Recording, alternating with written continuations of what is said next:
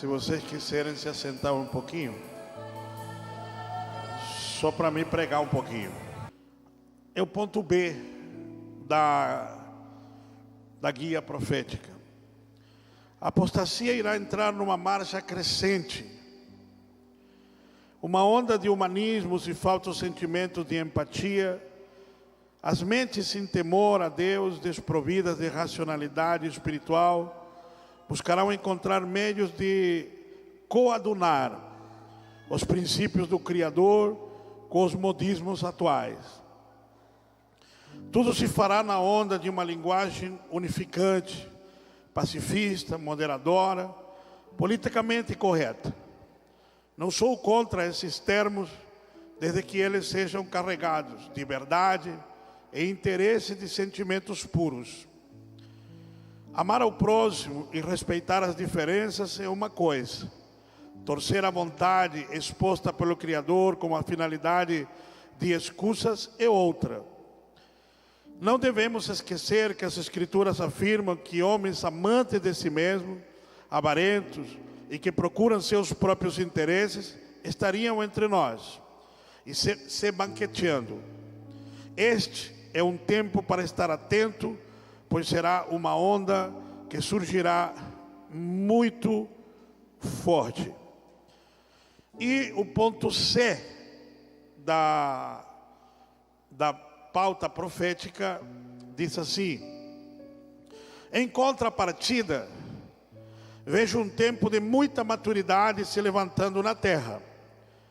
Milhões de cristãos vão começar a entrar naquilo que as Escrituras chamam de maturidade, a capacidade de entender além do racional, mas discernir o bem e o mal.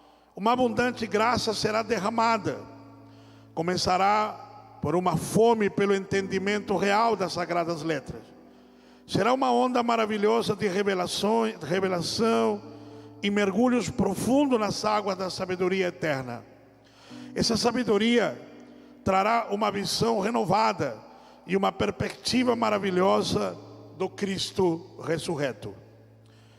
Então, esses dois pontos que eu pautei na Guia Profética 2001, ele tem muito a ver, talvez, com o que será para nós a Guia Profética de quase toda essa década ou parte dela. Eu quero lembrar aos irmãos, antes de pregar um pouco, que quinta-feira nós temos o culto das primícias. Esse ano nós resumimos a um culto só, devido ao momento que estamos vivendo. Estamos tendo pela manhã o culto mais enxuto e um culto só à noite. Será quinta-feira, onde você se programa para trazer a sua primícia, aquela que representará você e a sua família. Amém? Então prepare a sua melhor oferta, sua oferta de sacrifício.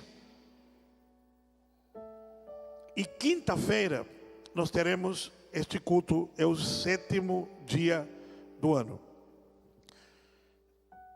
Domingo nós temos a Santa Ceia do Senhor. Então, até aqueles que estão na praia hoje viajando, eu te convoco a que você esteja na primeira ceia do ano. Venha, priorize o que é espiritual, porque este ano você vai precisar muito disso. Priorizar o que é espiritual. Amém? Como eu lhes disse no culto passado da virada, 2021 será um ano de graça, mas não será um ano gracioso. Me faço entender? Não será uma graça do tipo, o sol nasce para todos. Não será uma graça do tipo, chove, molha todo mundo. Não. Querido Nauel, me dá um pouquinho mais de retorno, querido. Isso, queridão. Olha, o Rodrigo está por aí. Não. Ganhou o neném? Ganhou o neném agora? Não quer vir mais para a igreja? Está de qualidade de quê que ele está? Está de resguardo. Está de resguardo. Quantos dias o resguardo, pastor? Então nós não vamos ver o Rodrigo por 40 dias. Vamos ter que levar a carta para ele. Jesus. Que amor é esse? Bem, onde eu estava mesmo, pastor?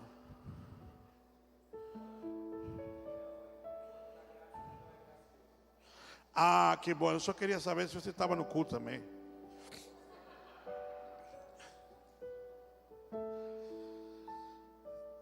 Amém. Já pegaram a aguinha? Já fizeram xixi? Então agora, sossega. Amém? Aguinha. Eu prometo que não passo de 2 horas. Já essa semana o Diego vai arrumar os cabos e vamos poder ligar todos os ares, amém? Então domingo que vem vai estar fresquinho, quinta já. Amém. Senão eu vou te dar um choque de 220. Tu tá que nem o Maurício, arruma uma e desarruma 2. Esse meu é eletricista, meu irmão. Sua graça. Então, como eu estava dizendo, será um ano de muitos desafios. E essa década será uma década muito diferente. Já deu para perceber com o primeiro ano dela, né? Que é para ser diferente. Essa década não veio para brincar, veio para ser diferente. E na virada, eu pautei a questão do Kairos e o Cronos, os tempos do Senhor. Hoje eu quero pautar o mal que vai surgir muito forte. E também uma grande bênção que vai surgir muito forte. Que foram os 2 pontos que eu acabei de ler. Me dá Hebreus capítulo de número 5, verso 11 a 14. Me dá o 13 e o 14, vamos enxugar. Ora, todos juntos, vamos lá. Ora, todo aquele que se alimenta de leite é inexperiente na palavra da justiça, porque é criança. Mas o alimento sólido é para os adultos, para aqueles que, pela prática, têm as suas faculdades exercitadas para discernir não somente o bem, mas também o mal. Ponto. Me dá 2 Timóteo capítulo 3, versículo 1 a 9. Sabe, porém, isto: nos últimos dias sobrevirão tempos difíceis, pois os homens serão egoístas, todos juntos, os homens serão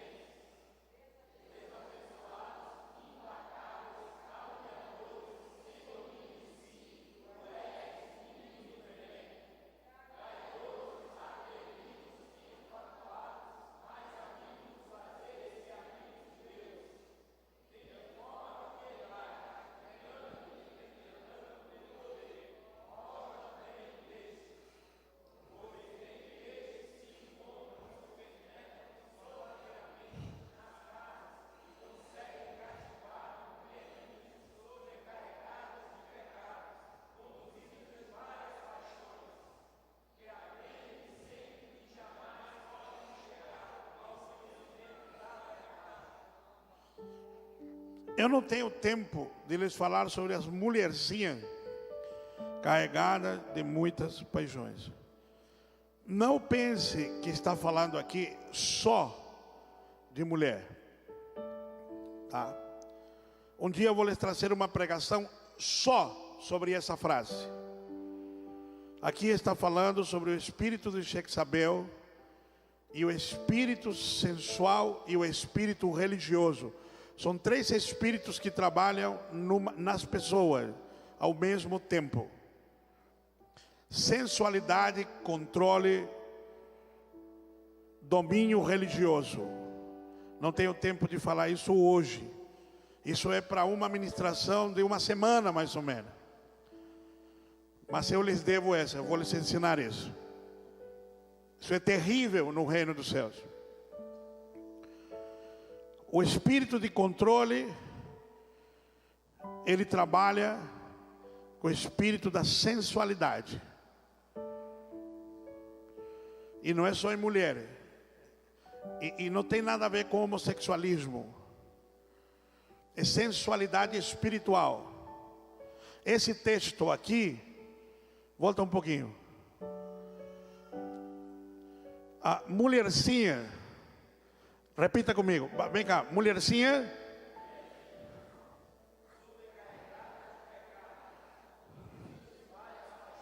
Pronto, paixões. Em outras versões de sensualidades, tá? Mas não são paixões só sexuais. Não é a isso que se refere. É outro tipo de paixões. A sensualidade religiosa e espiritual é tão perversa quanto a sensualidade carnal.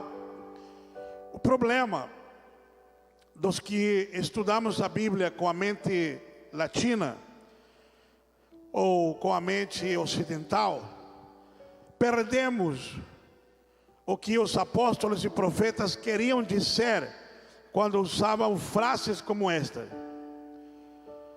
Somente com o conhecimento mais apurado da forma como eles usavam as expressões, com a mente hebraica, para entender o que eles estavam querendo ensinar. Mas fazendo essa ressalva, eu vou lhes trazer um estudo somente sobre isso. Mas agora venha comigo. Vamos entender algo. Nós estamos vivendo o que talvez seja a maior crise do cristianismo histórico. Entenda, cristianismo histórico. Eu não estou falando da Igreja de Cristo, estou falando da pauta do cristianismo histórico. Eu diria que uma das maiores derrotas do cristianismo histórico está acontecendo em nossos dias.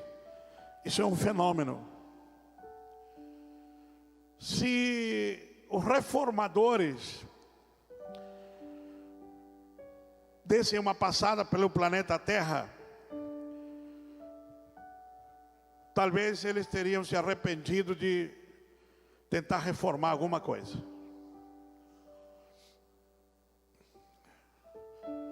Porque tudo que resultou da reforma protestante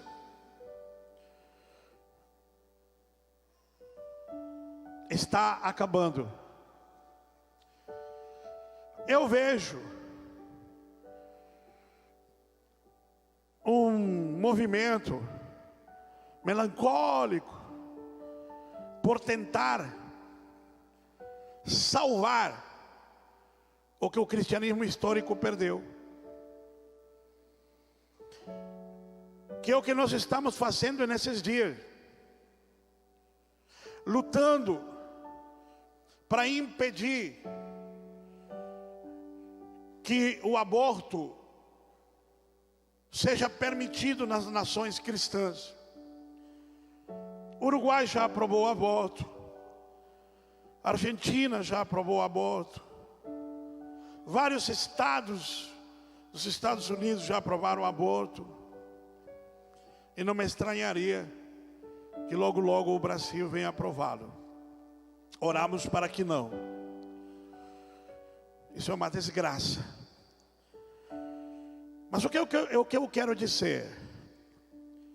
A igreja está querendo se acordar para recuperar o que o cristianismo histórico conseguiu. O que o cristianismo histórico conseguiu? O cristianismo histórico conseguiu formar os maiores pensadores dos séculos passados. Em 1800, no começo dos 1900, todos os juízes, advogados, professores, matemáticos, cientistas, saíam de universidades que eram fundadas ou por igrejas católicas ou por igrejas protestantes. Na maioria das nossas cidades tem Hospital Sagrado Coração de Jesus, Santa Casa de Misericórdia.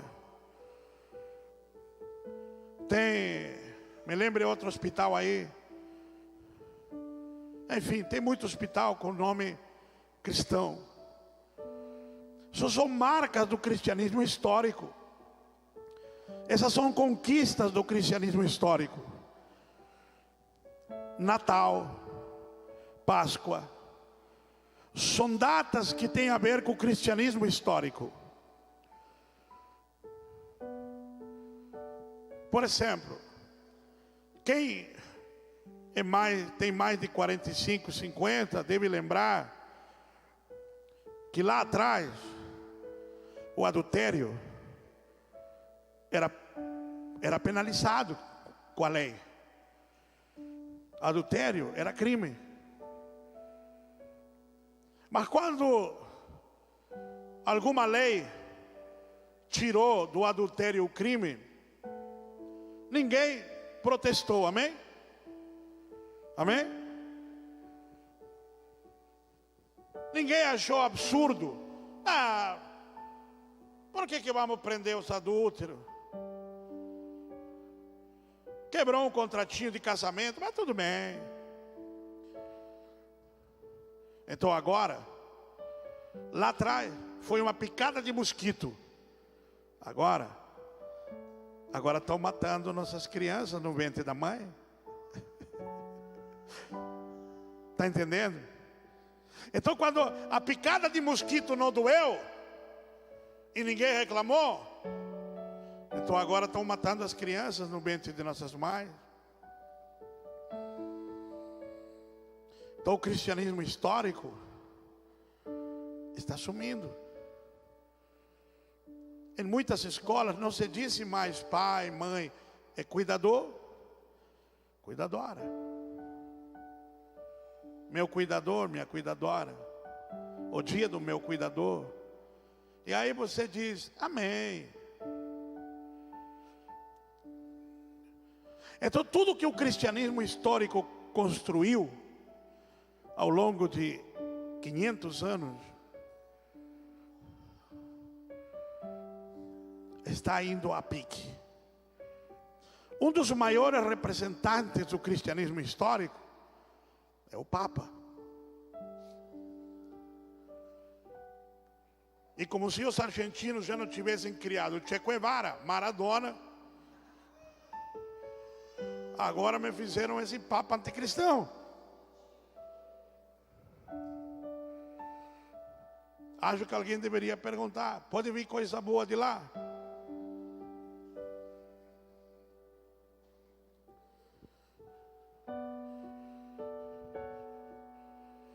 Consegue entender? Dos uruguaios eles não roubaram quase tudo. Roubaram Gardel, a empada, e agora deram o Papa para o mundo. Não tem argentino aqui, né? Graças a Deus.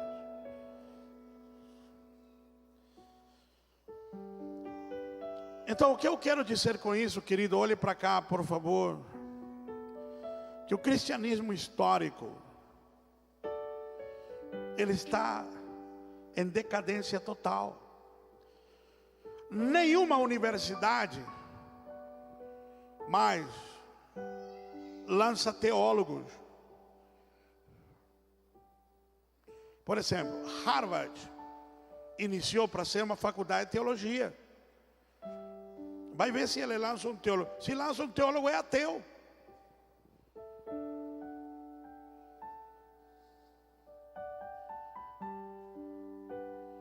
Todas as grandes faculdades e universidades do mundo iniciaram com teologia.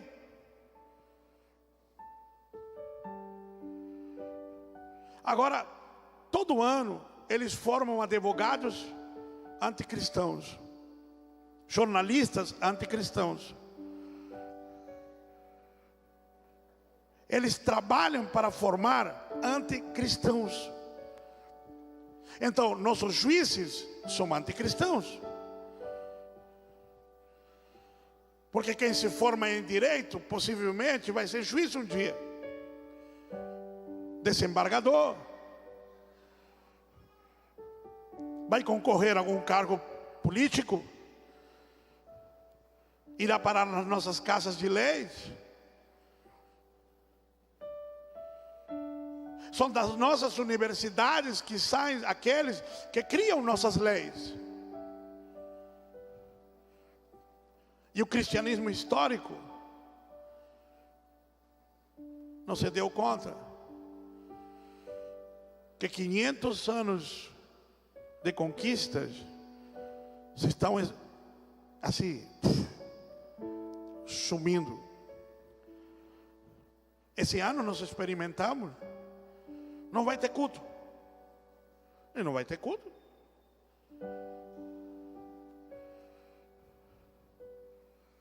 Culto não é prioridade. Pronto, tchau.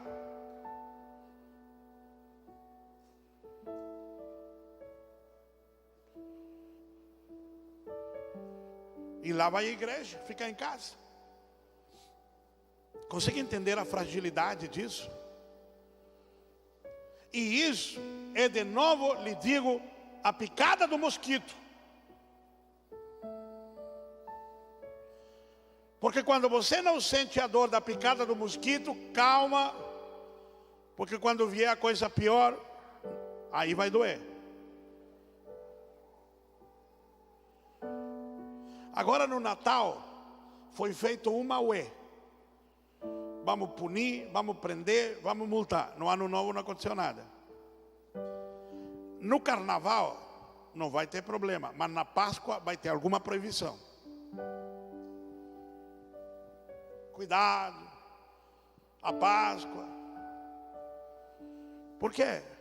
Porque são as principais datas cristãs que são celebradas no Ocidente inteiro. Natal, Páscoa. Elas ainda mantêm dentro do cristianismo histórico uma referência de luz e que aponta o norte para Cristo. Mas a ideia da humanidade, conforme diz o Salmo 2, é apagar da terra o livro sagrado e o nome Cristo. Esse é o lado ruim. Eu poderia passar a noite falando coisas sobre isso aqui, mas não tenho esse tempo todo não. Aliás, já não tenho mais tempo nenhum. De onde nasce essa rebelião tão forte? O espírito do anticristo. Nós estamos vivendo, querido, um tempo onde o espírito do anticristo ele está surgindo. E ele vai surgir, não adianta. Existem coisas que não adianta querer impedir. Não vamos impedir que o anticristo cresça, porque na Bíblia diz que ele vai crescer. Então, se Deus diz que ele vai crescer, vai crescer. Então, às vezes, os cristãos, nós não pensamos com a mente de Cristo. O cristianismo, ele é tonto às vezes. Porque ele tem a mente de Cristo para pensar, mas ele pensa com a mente da carne. E quando você pensa com a mente da carne, não vai funcionar. Então, às vezes, a igreja tenta impedir que o espírito do anticristo cresça. Não vai impedir, ele vai crescer. Porque os filhos das trevas estão fazendo tudo direitinho. Os filhos das trevas obedecem o pai deles. Meu Deus! Olha, os filhos das trevas, eles seguem a cartilha 100%. Os filhos da luz, não seguimos, porque não confiamos. Os filhos das trevas, tudo que o pai deles pede, eles fazem. Isso aí, velho, vai dando glória. Então há um espírito do anticristo. Eu não estou falando o anticristo. Eu estou falando, há um espírito do anticristo que cada dia ele cresce mais. Eu não assisto mais jornal. Eu leio algum portal. Dou uma passada em algum dos portais. O da sei lá, 2, 3 portais. Dou uma olhada em alguns jornais internacionais através do site da UOL. E pronto, mas rápido, só alguns títulos, só para saber o que está acontecendo no mundo. Mas é coisa de 40 minutos, já que larguei fora. Só para mim não andar sem notícia na vida. Por quê? Porque até a informação está contaminada. E é o trabalho do diabo. E eu não posso protestar contra isso. O diabo está fazendo o que tem que fazer. Ele tem que mentir. Ele não é pai de mentira. É? Aí você diz, mas lá no jornal estão mentindo. Está fazendo o que o pai deles mandou. O que você está fazendo lá no jornal? Ouvindo mentira do diabo. Parabéns para você. Então, se você tem uma vida sem fé, sem espiritualidade, cheia de medo, cheia de angústia, continua assistindo o jornal. Eu tenho a Bíblia. Ela me atualiza. Ela me revigora. Ela me inspira. Ela me santifica. Ela renova minha mente. Ela renova meu espírito. Ela me coloca em comunhão com Deus. Então, para que eu quero assistir o Jornal da Globo? Eu leio a Bíblia. Eu leio a Bíblia. Porque a Bíblia nunca é obsoleta. E a Bíblia é o Espírito da verdade. E agora provaram cientificamente que uma pessoa que lê 4 capítulos da Bíblia por semana, acho que é isso, cientificamente comprovado, a mente dessa pessoa é saudável, é rejuvenescida. Leia comigo, leia a Bíblia, pois é saúde.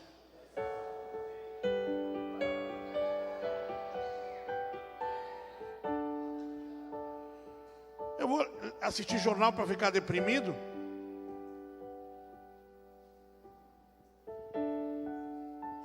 Quando começou o coronavírus, Deus diz: Victor, desliga tudo que é jornal. Eu acabei com tudo.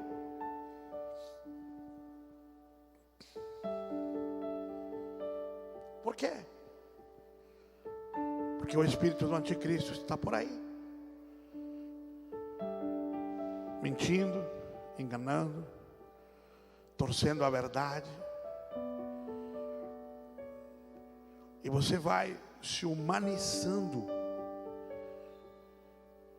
Porque o anticristo, querido, ele não vem com palavras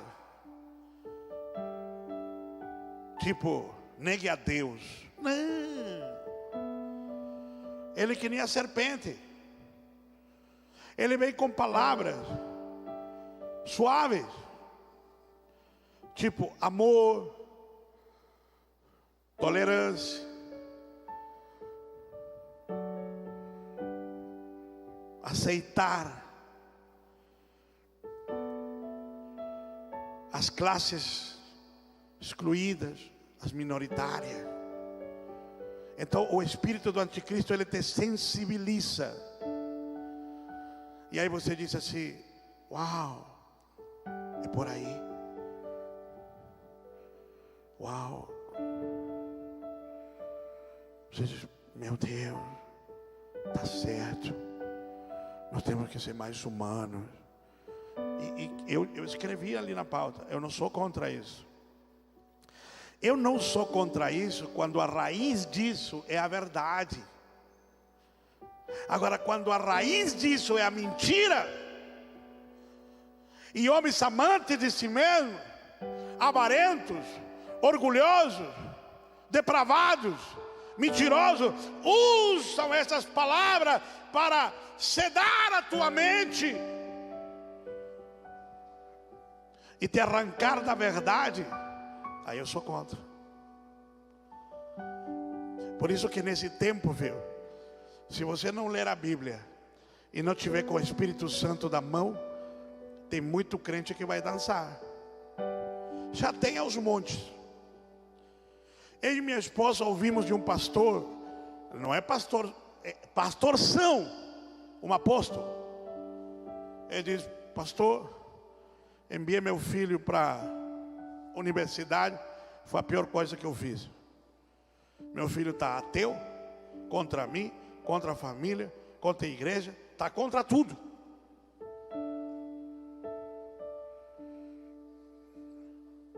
O que vamos fazer? Nós não vamos mandar nossos filhos mais para a universidade? Não, senhor, vamos mandar sim, mas vamos mandar preparado.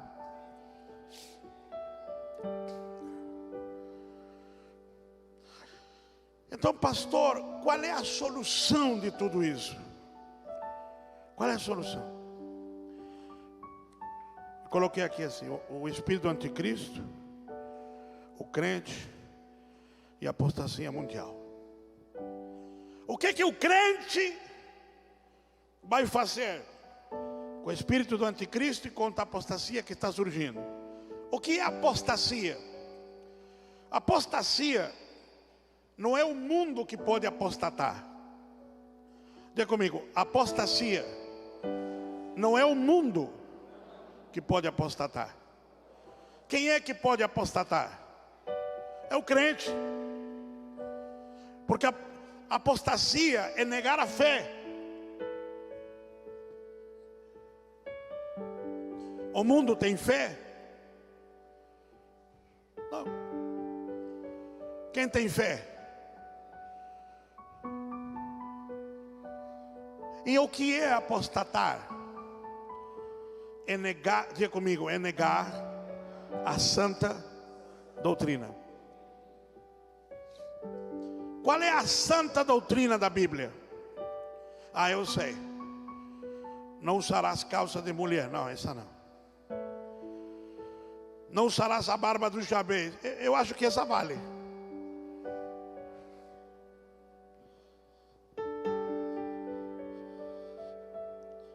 Não serás afeminado. Tá, vale. Com Jabez é afeminado. Qual é a santa doutrina?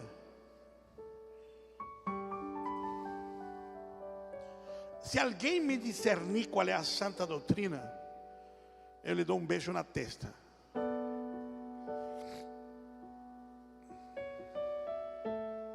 Qual era a santa doutrina apostólica?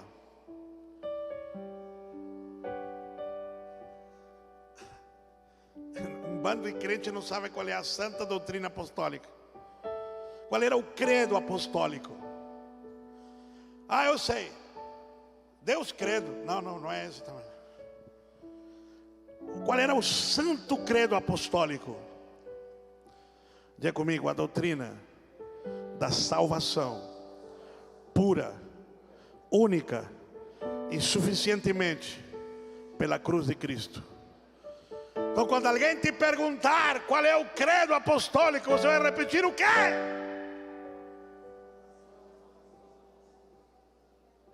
O quê?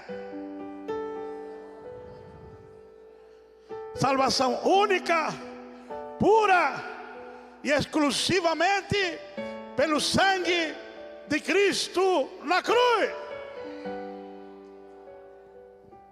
E a doutrina do clero? Essa é um monte de coisa.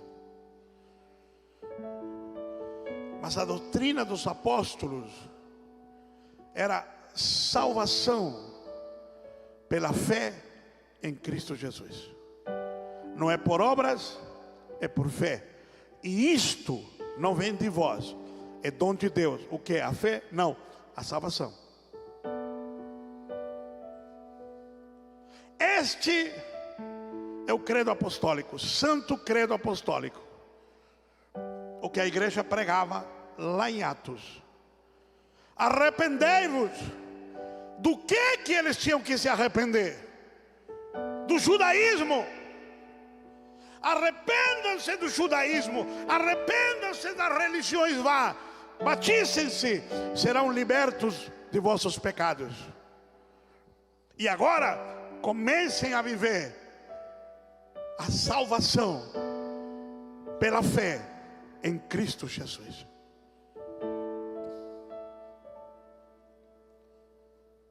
A apostasia, ela ataca essa verdade. Ela inventa caminhos. Ela gesta substitutos. Ela cria modismos.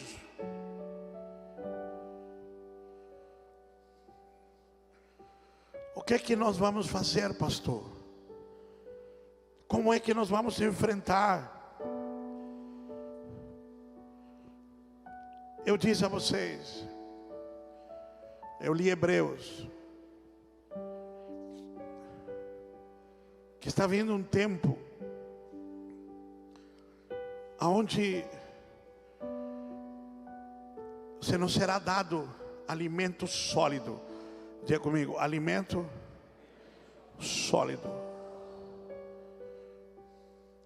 Algumas pessoas, elas confundem o que é o alimento sólido. Eu vou ler aqui o 13. Ora, todo aquele que se alimenta de leite é inexperiente na palavra da justiça, porque é criança. Mas o alimento sólido é para adultos, para aqueles que pela prática têm suas faculdades exercitadas para discernir não somente o bem, mas também o mal.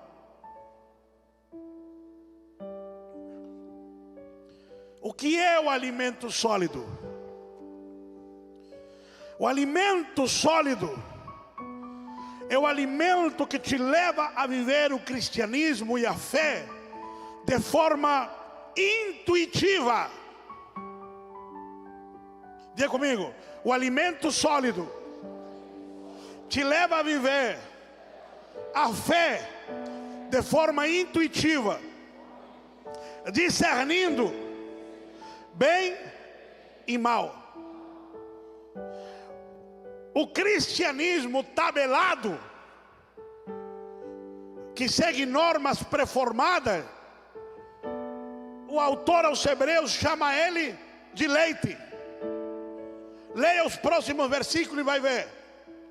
chama eles de alimento de criança. Aquele que precisa de regra é criança. Por exemplo, quando o Ariel tinha 2 anos, tinha um nível de regra. Tinha que colocar portãozinho na porta de casa. Para quê? Ele morava no 2º andar, ele ia se matar. Aliás, um dia ele quis se matar, ele meteu a cabeça na grade. Porque criança é meio suicida, não é? Criança não é suicida. Então as regras existem para impedir que a criança se mate. Você não viu o vídeo daquela criança andando na marquise? Você não viram? Meu Deus, é kamikaze. Mas criança é kamikaze mesmo. Então o que você faz? Regra. Quando está com 5 anos, você põe cerquinha? Só se for retardado. Sim ou não? Vamos botar aqui cerquinha para uma criança de 5 anos.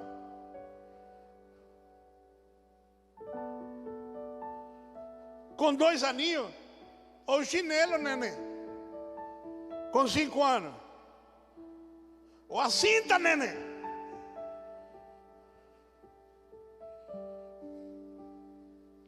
Com 10 anos. Neném, cuidado. Não saia descalço para o pátio. É assim que você faz?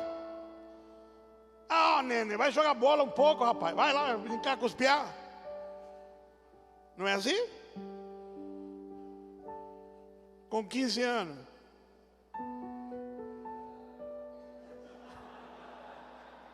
Nenê! Vai trabalhar, vagabundo.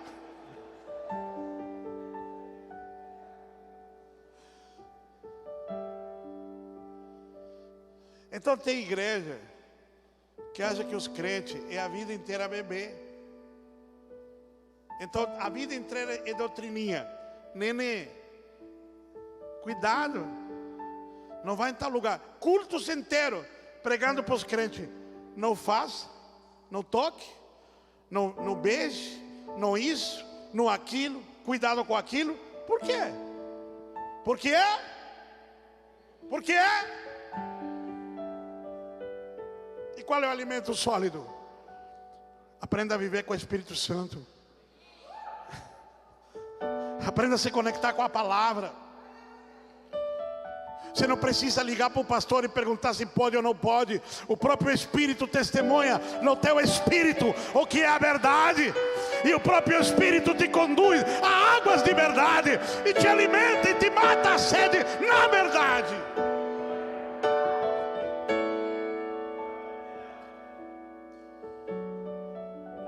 Então está vindo um tempo.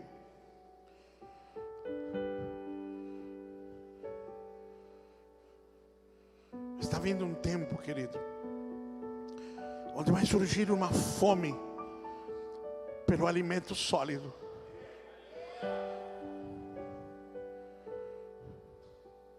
Uma fome para entender e entrar na dimensão do sobrenatural. Crentes têm que ter visões, ouvir palavras. A Bíblia diz que o verdadeiro avivamento ele traz visões, sonhos, profecia.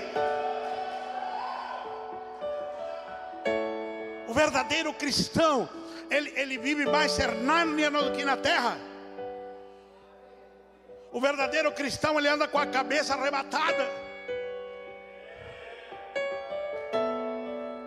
Eu tenho um dia que eu estou dirigindo o carro aqui e a minha cabeça eu viro uma águia e começo a voar. Eu estou aqui, eu estou andando, eu estou voando, eu estou aqui. Daqui a pouco eu viro um leão não um urso. E daqui a pouco eu estou aqui dirigindo, daqui a pouco eu viro um lobo. Porque eu estou na terra fazendo essa atividade, mas o meu espírito está trabalhando com meu Pai. O meu espírito está trabalhando com meu Senhor.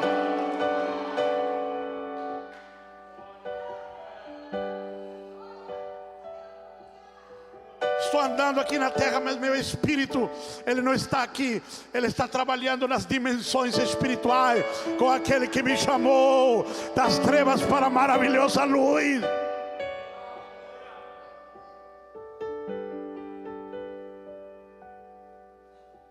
E as igrejas dizem assim: não fala isso, porque isso é para crente bem maduro. Que é bem maduro, rapaz? Bem maduro cai da árvore.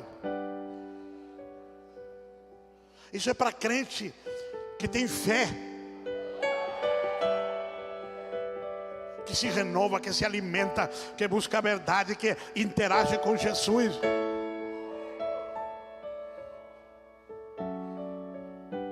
Cuja mente está treinada para discernir. E eu vou lhe dizer, meu irmão, está chegando um tempo que se você não tiver essa mente, se você não tiver esse treinamento, meu amigo, as águas deste mundo vão te levar. Não, deixa que eu vou perguntar para o meu mentor, até você encontrar o teu mentor, irmão. Você já foi? Vai ver se Felipe tinha tempo de perguntar para Pedro: Pedro, será que eu posso voar no Espírito? Lá em Felipe tinha WhatsApp. Quando Felipe estava voltando, disse: oh, apóstolo Pedro, eu fiz uma viagem de avião.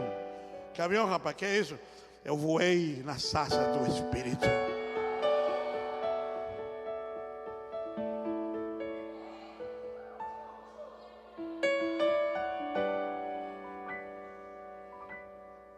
Sabe, eu não tenho medo do anticristo. Eu tenho medo da igreja não se tornar como Cristo. Esse é o problema. Que a igreja acha que com doutrinacinha de estudei livro de rei, e quem escreveu o livro de rei foi fulano, foi no ano tal, quem escreveu Marco foi ciclano, no ano tal, que com isso você vai enfrentar o anticristo. Bau para ti, querido. Você vai enfrentar o anticristo quando o Espírito Santo abrir um texto na tua frente e ele te levar a entender o que está escrito ali de verdade.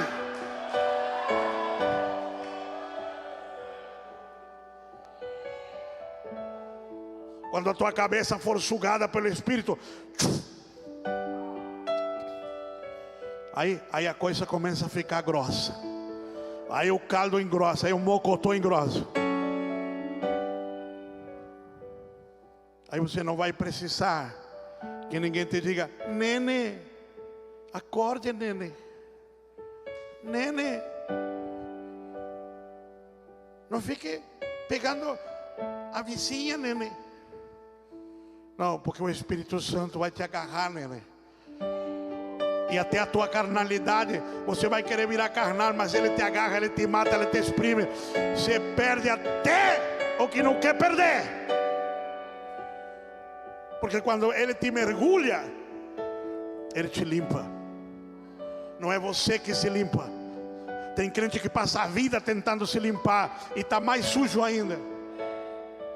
Quando você mergulha na maturidade do Espírito, você aprende a primeira lição: Ele que me limpa, Ele que me santifica, é Ele que me dá maturidade, Ele que me dá estrutura, Ele que muda a mente, Ele que tira as coisas que não prestam.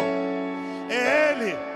Não se trata de mim, se trata dele. Não é por mim, é por Ele. Não sou eu, é Ele. E sempre será Ele. Tudo é com Ele, tudo é para Ele, tudo é por Ele. E sem Ele nada. Ele é tudo em todo.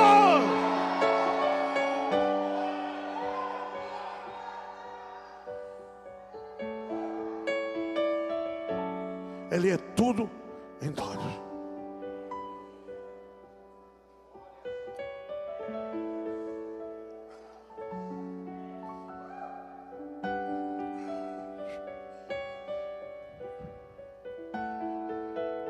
Tudo em todos. Essa é a maturidade. Quando você chegar nesse lugar, que você só está no colo de Abba, meu irmão. Se alguém te dizer: está vindo o anticristo, Então alguém avise ele que eu estou aqui.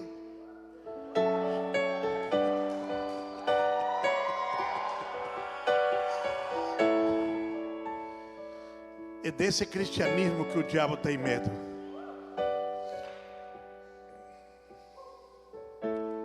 E esse cristianismo já existiu na terra. E sabe quem foi que conseguiu fazer que ele se esmorecesse? A gnose. O cristianismo grego, quando se misturou conhecimento humano com espiritualidade hebraica, então os crentes que tentaram ficar sabidos, então o espírito do anticristo fez nhoque e deu no que deu. Mas o Espírito Santo está dizendo: eu vou levantar a minha igreja em chamas, em fogo, em virtude, em poder, em unção, em azeite. Querido, eu não sou contra a teologia. Eu sou teólogo. Eu tenho um doutorado em teologia. Eu não sou contra. Eu sou contra você não entender que isso é apenas leite.